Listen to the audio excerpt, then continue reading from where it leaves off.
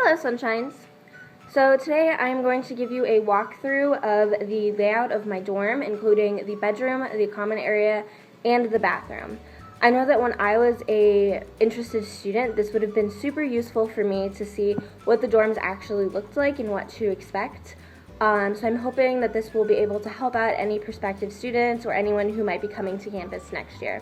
I do live in a first year area, however I have the RA dorm rooms. So without further ado, I am going to jump right in.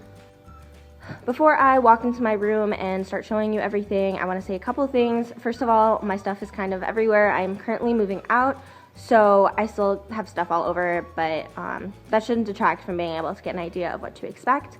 Second of all, like I said, I am an RA, so I only have one set of furniture. In general, there will be 2 sets of furniture for the 2 people, so just keep that in mind. So when you come in, you can first see I have a big desk. This is generally what will always be available in every dorm room. So you can see there's the desk with a tray down here. There's a little tray over here as well. This is really useful for eating on because that is something that I do all the time, where it's just a little bit of extra counter space. And then you have just 3 regular drawers. And then up here, sometimes you have a corkboard in the back, sometimes you don't. This year I happen to have a corkboard. And then you have the little bookshelf up here. A lot of people keep knickknacks up there or books. I mean, it's really like up to you how you decorate your room. But there will be 2 of these in every bedroom, 1 for each person in the room. So this is one thing that you can expect to get. Another thing is, of course, your bed. This is what they look like. You can tell that over here, you can actually move this up or down to loft your bed up. So a lot of times, my bed was specifically down low when I came in, but oftentimes they're all the way like up on the top peg, and you have to like jump to get into bed, and a lot of people don't like that. So they will loft it down. However, the one benefit to keeping it lofted up is that it is the perfect height to keep your dresser under the bed. And the dresser is another thing that you will get. You can see it's just kind of a basic dresser, 3 drawers for your clothes in there. When the bed is lofted up, it fits perfectly under there, so that's a great space-saving idea for when you have a double room and you're going to have 2 sets of all kinds of furniture. The next thing is, obviously, you're going to have a closet. It kind of depends as to what building you are in, as to what your closet will specifically look like. I think every single year that I've been here, my closet has looked different. So it really depends on the building. I am specifically in Raub-Sellew, which, like I said, this is a first-year dorm. So I'm going to show you what the closets look like, but I want you to keep in mind that yours might look a little bit different. Okay. So you can look in here, you see there's a shelf on top. There are also shelves up there, but they're super duper high and not built that greatly, so I did not use them at all this year. But there's a shelf up there, space for your clothes, and then some floor space. I mean, generally, I would say that this is the bare minimum amount of space that you will have in your closet. I believe that a few of the first year rooms have wardrobes instead of closets, so you might end up with that instead. However, I would say that this is more common to have like an actual physical closet built into the wall. One feature that I did not have my first year, but that I have had the last 2 years, is this little built-in dresser. And this year it has a really cool mirrored vanity and like a light, and it's really cool. I really like it a lot. But here is just like a lot of extra storage space. The only thing is that they are kind of difficult to open, so I ended up not using them nearly as much as my dresser. But yeah, so usually when you walk in, you'll have like 1 bed on each side of the room, so you can see how mine is over there. There'll be another one on this side, and then you'll have like a desk at the bottom, so like at the foot of the bed where my dresser is kind of, and then you'll have the dresser under the bed. I would say that that's generally pretty common. It might vary, but I would say that that's usually what I have seen. My windows this year are super nice. I had similar ones last year. I actually lived right across the way in the quads that you can see in the viewfinder right now. I lived in Post Hall my first year, and they have tiny little windows. I'm going back there next year, so that'll be kind of sad. But I mean, each living area has its pros and cons, I would say. Coming out to the common room, again, I have some stuff out here. This kind of gives you a general idea of what a common room will look like. Again, this varies depending on building. I believe that Raub-Sellew has one of the roomier common rooms. So some of the other quads are a lot more cramped, but I mean, again, it depends on the building specifically. Generally, in my experience, the furniture is pretty much the same in every single common room. You're gonna have this like dining table with the 4 dining chairs. You'll get 1 to 2 couches. I think it depends on where you live. Last year I had 2 couches. This year we only had 1 couch. You'll have 2 of those chairs that are over there. The other one's over here. And they're just nice comfy chairs to sit in. You'll also have this table. It's a little bit set lower, but it's pretty big. And you'll have 2 end tables. Again, you can see the other one over here. And then also these 2 lamps. So that is the furnishings that you can expect to have. Once you're here, of course, your common room will look a lot more lived in than mine does. Everyone has moved out. I'm the only one on my floor right now, so all the decorations are taken down. We actually came in as runners-up for this Flip Your Suite contest, which was essentially a suite decorating contest. I'll post a link to a video that kind of showcases that a little bit more so you can see what suites look like when they're lived in.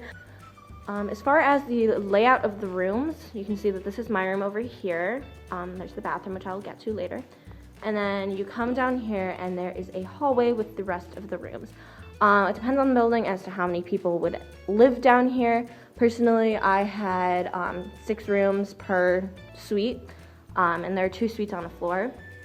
So you can see they all come down here. And then at the end is just a storage closet. I know a big concern, especially your freshman year, is the bathroom situation. So I'll give you guys a look into that a little bit. How the quads are set up is a little bit more of a communal bathroom than in Post Hall. In Post Hall, you have kind of a private, regular bathroom for about 4 or 5 people.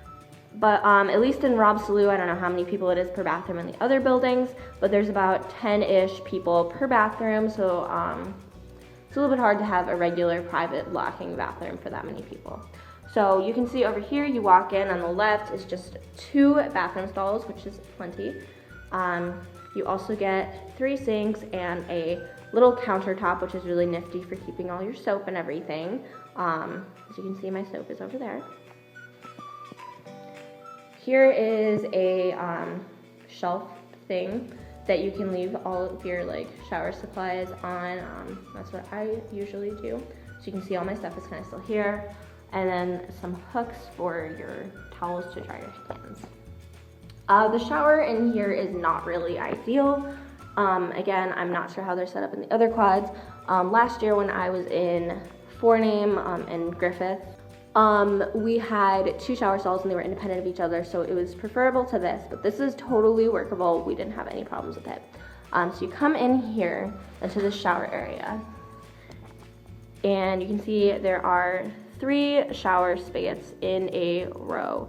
I don't know, this kind of reminds me of like a locker room where you're just showering in front of everyone else, which I didn't really like initially, but you can also see that there are a lot of curtains. So how this essentially plays out is there are curtains between every single shower spigot. So like you have privacy if someone else is showering. And then also you have curtains right here. Here, let me back up so you can see a little bit better. You have curtains off to the side a little bit. So essentially it creates a walkway so that you can go past even if someone is showering. One thing, just to reassure you a little bit, because I know when I first came in here and when my first years first came in here, we were not very happy. But generally, only one person ends up showering at a time. There isn't too much urgency and need for like showering, so it doesn't end up really crowded and awkward. And in my experience, anytime that someone else was showering at the same time as me, I would go to the last shower and they would go to the first shower, and like there'd be an entire shower of space between us. And I would just, you know, hey, I'm gonna head out, just so you know I'm gonna be going past. And it was not as big of a deal as I expected. I was really worried, but I swear it is not that bad. Yeah. As far as how the actual building itself is laid out. This that I just showed you is one suite, and there are 2 suites per floor. So that means that you're gonna have 2 common rooms, 2 bathrooms, 2 sets of rooms, similar to what I showed you. And in the quads, or in a lot of the quads at least, it's connected by bathroom. So I'm gonna just give you guys a quick walkthrough. So you're gonna walk through this door and you're gonna see something that looks pretty much the same as what we just came from. So I'm not gonna bother to go through that in detail. And then you come through. The furniture isn't quite as neat as it was in my common room, but that's okay. All the furniture is still here, so that's okay. So you see that it is exactly the same as what I just showed you. So that was kind of a quick run through of what you can expect from a Knox dorm room. Of course, there is definitely variance. This is just one building, and you can see that there are a lot more buildings, and a lot of them are a little bit distinct in their own way. But this kind of gives you a taste of what to expect, at least. And especially the bedrooms, those are pretty universal. It's just the common rooms and bathrooms that tend to vary. I have personal experience. If you have any questions with Post Hall, I have experience with forename, which is Griffith, Longden, Simmons, and Drew. However, that is a upper class quad. And then I have experience in, obviously, Raub-Sellew. Please feel free to reach out if you have any other questions about Knox life, whether it be residence life and living in the residence halls or something else. I would be absolutely more than happy to respond. If you want to leave a comment in the video or contact me at my Tumblr is probably the easiest way to converse.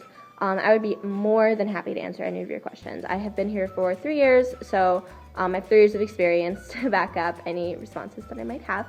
And again, I would be more than happy to speak with you. So thank you so much for watching this. I tried to keep it brief, but still show you everything. And I hope that I succeeded, and I hope that it answered some of your questions about what to expect. So thank you so much for watching, and until next time.